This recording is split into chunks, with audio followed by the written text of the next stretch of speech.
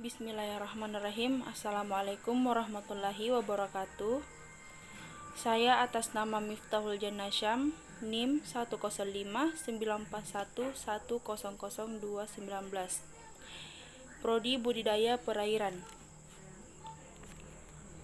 Baiklah, di sini saya akan menjelaskan sedikit tentang proses terjadinya siklus fosfor dan nitrogen. Nitrogen di udara menjadi bagian dari materi biologis, sebagian besar melalui satu tindakan bakteri dan ganggang dalam proses yang dikenal sebagai fiksasi nitrogen.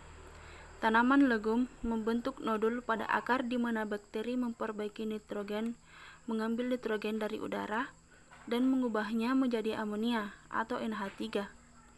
Amonia ini lebih dikonversi oleh bakteri lain. Pertama, menjadi ion nitrit NO2- dan kemudian menjadi ion nitrat atau NO3-.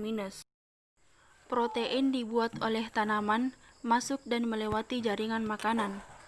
Pada setiap tingkat, metabolisme mereka menghasilkan senyawa nitrogen organik yang kembali ke lingkungan, terutama di ekskresi. Tanah yang hidup dan bakteri nitrikasi mengubah amonia menjadi nitrat. Bakteri dari genus Nitrosomonas mengoksidasi NH3 untuk nitrit NO2-. Maka, bakteri dari genus Nitrobacter mengoksidasi nitrit menjadi nitrat atau NO3-.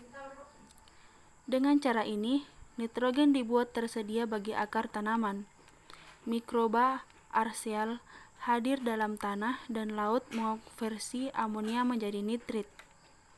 Banyak kacang-kacangan, selain memperbaiki nitrogen atmosfer, juga melakukan nitrikasi atau konversi nitrogen organik untuk nitrit dan nitrat. Ini mencapai tanah ketika mereka merontakkan daunnya. Selanjutnya, saya akan menjelaskan sedikit tentang siklus fosfor. Sebagian fosfat berasal dari pelapukan bebatuan fosfat. Bebatuan tersebut lapuk oleh perubahan cuaca. Fosfat ini mengalir masuk ke dalam tanah.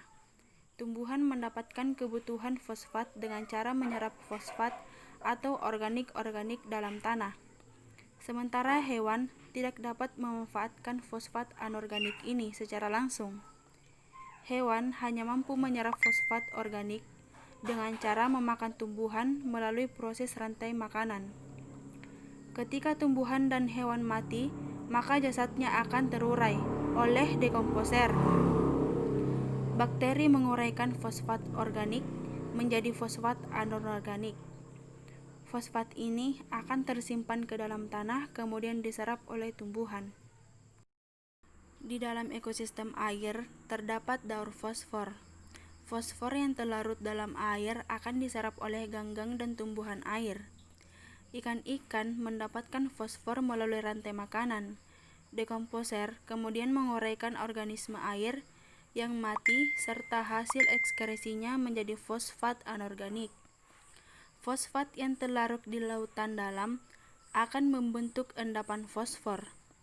Endapan ini tidak dapat dimanfaatkan lagi karena tidak ada arus air di perairan dalam. Sementara itu, fosfat yang terlarut di perairan dangkal akan teraduk oleh arus air sehingga akan menyuburkan ekosistem. Ekosistem yang subur menjadi tempat hidup tumbuh biota air. Di tempat tertentu terjadi penumpukan fosfat karena kotoran burung guano. Burung guano adalah spesies burung laut yang memangsa ikan di laut. Jumlah kotoran guano ini sangat melimpah dan menggunung. Masyarakat biasanya menambang untuk dijadikan pupuk. Pupuk guano merupakan pupuk dengan fosfat kadar tinggi. Gerombolan burung guano salah satu faktor kembalinya fosfor dari perairan ke daratan.